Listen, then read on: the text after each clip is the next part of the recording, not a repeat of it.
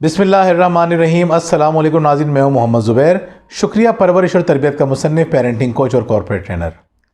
नाज़रीन, गुज़िश्ता दिनों एक अजीब व गरीब वाक़या मेरे साथ पेश आया जिसने मुझे बहुत कुछ सोचने पर मजबूर कर दिया, ख़ास तौर पे पेरेंटिंग के हवाले से। हुआ ये कि मैंने अपने ड्राइंग रूम की खिड़की गलती से खुली छोड़ दी थी, तो बैकयार्ड से एक बिल्ली होती हुई मेरे ड्राइंग रूम में मेरे बुक शेल्फ के पीछे जाके बैठ गई। इत्तेफाक से वहाँ कुछ किताबें रखी हुई थीं, बहुत ही कीमती किताबें थीं। एक किताब जो है किसी ने मुझे बाहर से भेजी थी और दो यहाँ की किताबें थीं, बहुत अच्छी किताबें थीं। अच्छा, बिल्ली आके बैठी, उसने उन किताबों और सामान के ऊपर यूरिन पास कर दिया, पेशाब कर दिया। जब आपको बोलते हुए इतना अजीब सा लग रहा है तो जब आपने ये चीज़ खुद देखी हो तो आप पर क्या गुजरेगी। एक तो आपकी फेवरेट चीज़ और वो भी किताब, और उसके बाद ये हशर। मुझे बहुत बुरा लगा, बहुत तकलीफ़ हुई। मैंने सफाई खुद की, सब कुछ हटाया। मुझे ख्याल आया कि दो बिल्लियाँ तो मेरे पास भी हैं जो कि हर बार घर में घूमती रहती हैं, खेलती कूदती रहती हैं, और उनका होना हमारे लिए किसी तकलीफ़ का बाइस नहीं है बल्कि खुशी का बाइस है। हमारे घर में खाने पीने की चीज़ें खुली पड़ी होती हैं, लेकिन वो कभी भी किसी चीज़ के अंदर मुंह नहीं डालती, कभी भी कुछ नहीं खाती। हमारे घर में बहुत सारी चीज़ें ऐसी पड़ी होती हैं, वो किसी चीज़ को ख़राब नहीं करती। हाँ, हमारे सोफ़े ख़राब कर दिए उन्होंने और हमारी कुर्सियाँ ख़राब कर दी उन्होंने अपने नाखूनों से, लेकिन ऐसा कोई नुकसान नहीं पहुँचाया जिससे आपको कराहियत आए। अच्छा, उनको अगर यूरिन पास करना है, पोटी करनी है, तो उसके लिए उनका लीटर रखा हुआ है। कुछ हो जाए वो यहाँ वहाँ नहीं करती, वो अपने लीटर में जाएंगी, वहीं पे जाके अपना पेशाब वगैरह करेंगी। लेकिन नाज़रीन, जब इस बिल्ली ने ये काम किया तो मुझे बेइंतहा कोफ्त हुई। मैं गौर करने लगा इन दोनों में फ़र्क क्या है। तो मुझे अंदाज़ा हुआ कि दोनों में जो फ़र्क है वो बुनियादी फ़र्क है तरबियत का। जो हमारे पास पर्शियन कैट्स हैं, उनकी एक तरबियत हुई हुई है, ट्रेनिंग हुई हुई है। ये तमाम पोटी ट्रेनिंग हमने उनकी की हुई है, खाने पीने की उनकी ट्रेनिंग हुई हुई है कि कहाँ से खाना है, कहाँ से नहीं खाना। इंतहाई भूख की हालत में भी वो कभी भी प्लेट में मुँह नहीं डालेंगी। क्यों? क्योंकि उनकी तरबियत हो चुकी है। और इस अच्छी तरबियत का फ़ायदा क्या हुआ? इस अच्छी तरबियत का फ़ायदा ये हुआ कि आप जानते हैं कि बिल्लियाँ आपका स्ट्रेस रिलीज़ करती हैं, बिल्लियाँ आपकी इंटेलिजेंस में इजाफा करती हैं। ये सारे रिसर्चेस मौजूद हैं। बिल्लियाँ आपकी खुशी में इजाफा करती हैं। तो ये और भी बहुत सारे फ़ायदे हैं, लेकिन उस वक्त जब उनकी ट्रेनिंग हुई हुई हो। और अगर उनकी ट्रेनिंग नहीं होगी तो आपको उन पर गुस्सा आता रहेगा।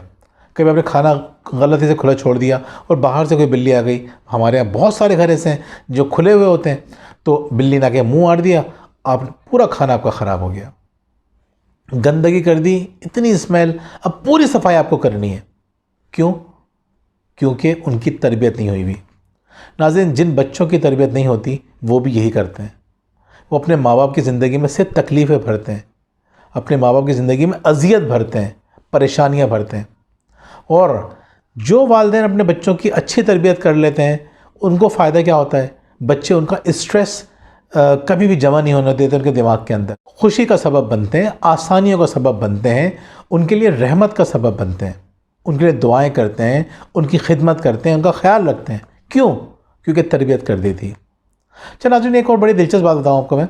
जब मैंने ये बिल्लियाँ ली थी, जो मैंने दो किटन है मेरे पास, अब तो बिल्लियाँ बन चुकी हैं, जिस वक्त हमने ली थी तो उस वक्त वो 3 महीने की थी, छोटी छोटी थी, तो काफ़ी महंगी थी वो।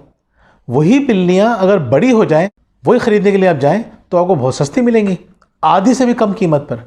बल्कि अगर आप ख़रीदने जाएंगे तो दुकानदार आपको उनकी उम्र कम से कम करके बताएगा। इतनी बड़ी बड़ी बिल्लियाँ, मुझे कितनी एज कितनी है इनकी, वो कहेगा 6 महीने है, 5 महीने है, 4 महीने है। तो जिनको तजुर्बा नहीं होता वो समझते हैं कि शायद वो सही कह रहा है, वो ख़रीद के ले आते हैं। लेकिन उनकी आदतें तब्दील करना इंतहाई मुश्किल हो जाता है, उनकी ट्रेनिंग करना बहुत मुश्किल हो जाता है। नाज़रीन, यही सिलसिला बच्चों के साथ भी है। जितनी कम उम्र के अंदर आपने उनकी तरबियत शुरू कर दी, उतनी अच्छी तरबियत कर सकते हैं, उतनी आसानी से तरबियत कर सकते हैं। जैसे जैसे वक्त गुजरता है, उनकी आदतें पुख्ता होना शुरू हो जाती हैं, फिर उनको तब्दील करना बड़ा मुश्किल हो जाता है, नामुमकिन नहीं होता।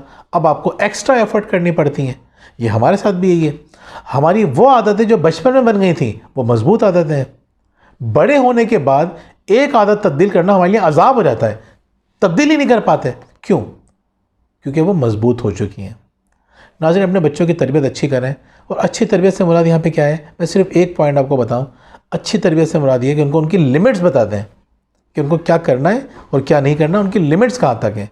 जब उनको लिमिट्स पता चल जाएंगी तो वो लोगों की ज़िंदगी में परेशानी का सबब नहीं बनेंगे, बल्कि आसानी का सबब बनेंगे। जिनको लिमिट्स का नहीं पता होता वो लोगों की ज़िंदगी में इंटरफेयर कर रहे होते हैं, वो लोगों की ज़िंदगी में परेशानियाँ लेकर आ रहे होते हैं, वो लोगों पर बेजा तनकीदें कर रहे होते हैं, वो लोगों को परेशान कर रहे होते हैं, इंटरप्ट कर रहे होते हैं, इवन लोगों को बात तक नहीं करने देते, क्योंकि हमने उनको सिखाया नहीं होता कि आपकी लिमिट्स क्या हैं। नाज़रीन, बच्चों की अच्छी तरबियत करें ताकि आपकी ज़िंदगी में खुशियाँ आएँ, सुकून आए, रहमतें आएँ, बरकतें आएँ। अगर आपने ऐसा नहीं किया तो ज़िंदगी आपकी बहुत अज़ियत में, बहुत तकलीफ़ में, बहुत नागवारी में गुजरेगी। बहुत बहुत शुक्रिया। अल्लाह हाफ़िज़।